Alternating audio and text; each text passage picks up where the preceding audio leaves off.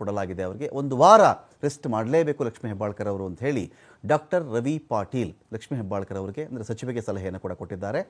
ಯಾವ ವೈದ್ಯರು ಲಕ್ಷ್ಮೀ ಹೆಬ್ಬಾಳ್ಕರ್ ಅವ್ರನ್ನ ಟ್ರೀಟ್ ಮಾಡ್ತಾ ಇದ್ದಾರೋ, ಸಲಹೆಗಳನ್ನು ಕೊಟ್ಟಿದ್ದಾರೋ, ಅದೇ ವೈದ್ಯರು ಇದೀಗ TV5 ಕನ್ನಡದಲ್ಲಿ ನಮ್ಮೊಂದಿಗೆ ನೇರ ಸಂಪರ್ಕದಲ್ಲಿದ್ದಾರೆ. ಡಾಕ್ಟರ್ ರವಿ ಪಾಟೀಲ್ ಅವರು, ಸರ್ ನಮಸ್ಕಾರ.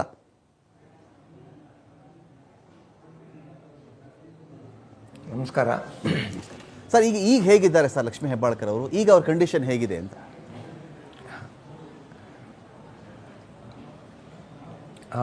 ಮೇಡಮ್ ಅವ್ರಿಗೆ ಚೆನ್ನಾಗಿದ್ದಾರೆ. ನಿನ್ನೆ ಬಂದಾಗ ಅವರಿಗೆ ಕುತ್ತಿಗೆ ಮತ್ತು ಬೆನ್ನುಹುರಿಗೆ ಪೆಟ್ಟಾಗಿತ್ತು.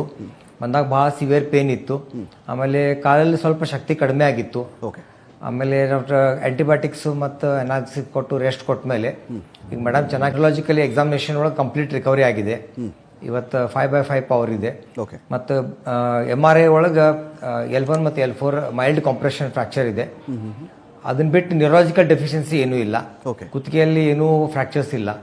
ಆಮೇಲೆ ಬ್ಲಡ್ ಡೊನೇಷನ್ಸ್ ಎಲ್ಲ ವಿದಿನ್ ನಾರ್ಮಲ್ ಲಿಮಿಟ್ಸ್ ಇದೆ. ಸೊ ಮೇಡಮ್ನು ಟ್ರೀಟ್ಮೆಂಟ್ಗೆ ಚೆನ್ನಾಗಿ ರೆಸ್ಪಾಂಡ್ ಮಾಡಿದ್ದಾರೆ ಮತ್ತು ಈಗ ಚೆನ್ನಾಗಿ ಇಂಪ್ರೂವ್ಮೆಂಟ್ ಆಗ್ತಾ ಇದೆ. ಮೇಡಮ್ಗೆ 1 ವೀಕ್ ಅಷ್ಟು ಕಂಪ್ಲೀಟ್ ಬೆಡ್ ರೆಸ್ಟ್ ಕೊಡಬೇಕಾಗುತ್ತೆ. ಆಮೇಲೆ ಮನೆ ಮೇಲೆ 1 ತಿಂಗಳು ರೆಸ್ಟ್ ಮಾಡಬೇಕಾಗುತ್ತೆ ಮೇಡಮ್. ಈಗೆಲ್ಲ ಮಾತಾಡ್ತಾರಾ ಸರ್? ಸ್ಪಂದಿಸ್ತಾ ಇದ್ದಾರಾ? ಮಾತಾಡ್ತಾರಾ? ಹಾಂ ಮೇಡಮ್ ಮಾತಾಡ್ತಾರೆ ಮೇಡಮ್ ಮಾತಾಡ್ತಾರೆ. ಈಗ ಫುಡ್ ಎಲ್ಲ ಹೇಗಾಗ್ತದೆ ಸರ್? ಎದ್ದು ಕೂತ್ಕೊಳಕ್ಕೆ ಬರಂಗಿಲ್ಲ. ನಾವು ಸೆಮಿ ಸಾಲಿಡ್ ಫುಡ್ ಕೊಡ್ತಾ ಇದೀವಿ. ಈಗ ಫಸ್ಟ್ ಡೇ ನಾವು ಓನ್ಲಿ ಎಳ್ನೀರು ಮತ್ತು ನೀರು ಕೊಡ್ತಾ ಇದ್ವಿ. ನಿನ್ನೆ ಸಂಜೆಯಿಂದ ಗಂಜಿ ಎಲ್ಲ ಸ್ಟಾರ್ಟ್ ಮಾಡಿದ್ವಿ. ಆಮೇಲೆ ಇವತ್ತು ಅವರು ಸೆಮಿ ಸಾಲಿಡ್ ಫುಡ್ನ ತಗೋತಾ ಇದ್ದಾರೆ. ಅದ್ರಾಗ ನಾವು ಹೈ ಪ್ರೋಟೀನ್ ಡೈಟ್ ಮತ್ತು ಹೈ ಕ್ಯಾಲ್ಸಿಯಂ ಡೈಟ್ ಹೆಚ್ಚಿಗೆ ರೆಕಮೆಂಡ್ ಮಾಡಿದ್ದೀವಿ. ಈಗ ಸಾಮಾನ್ಯ ಸರ್, ಈಗ ಬೆನ್ನು ಮೂಳೆಗೆ ಏನಾದರೂ ಪೆಟ್ಟಾದಾಗ, ಬೆನ್ನು ಮೂಳೆ ಅಥವಾ ಕುತ್ತಿಗೆ ಭಾಗದ ಮೂಳೆಗೆ ಪೆಟ್ಟಾದಾಗ ಸ್ವಲ್ಪ ಗಾಬರಿ ಆಗಿರ್ತಾರೆ, ಒಂದು ಶಾಕಲ್ಲಿ ಇರ್ತಾರೆ ಅವರು. ಬೆನ್ನು ಮೂಳೆ ಸಮಸ್ಯೆ ಅದು ಬಂದಾಗ ಅವ್ರು ಇನ್ನೂ ಸರಿಯಾಗಿ ನಡೀಲಿಕ್ಕೆ, ಚೇತರಿಸ್ಕೊಳ್ಳಿಕ್ಕೆ, ಅದು ಗುಣ ಆಗಲಿಕ್ಕೆ ಸುಮಾರು ಎಷ್ಟು ದಿನ ಬೇಕಾಗಬಹುದು ಸರ್? 3 ತಿಂಗಳು ಬೇಕು ಆ್ಯಕ್ಚುಲಿ ಕಂಪ್ಲೀಟ್ ರಿಕವರಿಗೆ. ಮೇಡಮ್ದು 1 ಮಂತ್ ಬೆಡ್ ರೆಸ್ಟು, ಆಮೇಲೆ ಫಿಸಿಯೋಥೆರಪಿ ಮತ್ತು ಅದಾದ್ಮೇಲೆ ಅವರೆಲ್ಲ ವರ್ಕ್ ಮಾಡಬಹುದು. ಅಂದರೆ ಸರ್, ಈಗ ಯಾವಾಗಲೂ ನಾವು ಕಾರುಗಳ ವಿಚಾರದಲ್ಲಿ ಒಂದು ಮಾತು ಕೇಳ್ತಿರ್ತೀವಿ. ಒಂದು ಆಕ್ಸಿಡೆಂಟ್ ಆದಾಗ ಸೀಟ್ ಬೆಲ್ಟ್ ಹಾಕಿರ್ತಾರೆ, ಅದರಲ್ಲಿ ಏರ್ ಬ್ಯಾಗ್ಸ್ ಇರ್ತವೆ, ಅದು ಓಪನ್ ಆಗುತ್ತೆ, ಎಲ್ಲ ಸೇಫ್ಟಿ ಆಗಿರುತ್ತೆ. ಸೇಫ್ಟಿ ಟೆಸ್ಟ್ ಅಂತ ಅಂದರೆ ಸೇಫ್ಟಿ ಟೆಸ್ಟ್ ಅಂತ ಮಾಡಿರ್ತಾರೆ ಅಂತೆಲ್ಲ ಹೇಳಿ. ಸೊ ಈ ಅಪಘಾತದಲ್ಲಿ ಅವರು ಸೀಟ್ ಬೆಲ್ಟ್ ಹಾಕಿದ್ರ ಬಗ್ಗೆ ಅಥವಾ ಏರ್ ಬ್ಯಾಗ್ ಓಪನ್ ಮಾಡಿದ್ರ ಬಗ್ಗೆ, ಇದರಿಂದ ಅವ್ರಿಗೆ ಆಗಿರ್ತಕ್ಕಂಥ ಪೆಟ್ಟುಗಳು ಕಡಿಮೆ ಆಗಿದೆಯಾ ಅಥವಾ ಅವರು ಸ್ವಲ್ಪ ಏನಾದರೂ ಯಾಮಾರಿದ್ರೆ ಹೇಗೆ ಅಂತ ಸರ್ ಇದು? ಇಲ್ಲ, ಮೇಡಮ್ದು ಪೆಟ್ಟಾಗಿದ್ದು ನೋಡಿದ್ರೆ ಅವ್ರ ಕಾರ್ ಇಂಜುರಿ ಆಗಿದ್ದು ನೋಡಿದ್ರೆ ಮೇಡಮ್ ಕಡಿಮೆ ಪೆಟ್ಟಾಗೈತಿ because of the safe vehicle. ಮತ್ತು ಮೋಸ್ಟ್ಲಿ ನನ್ನ ಪ್ರಕಾರ ಕಾರ್ ಸ್ಪೀಡು ಭಾಳ ಕಡಿಮೆ ಇತ್ತು. ಭಾಳ ಲೆಸ್ ದೆನ್ 100 ಇರ್ಬೇಕು ಅನಿಸ್ತೈತೆ ನನಗೆ.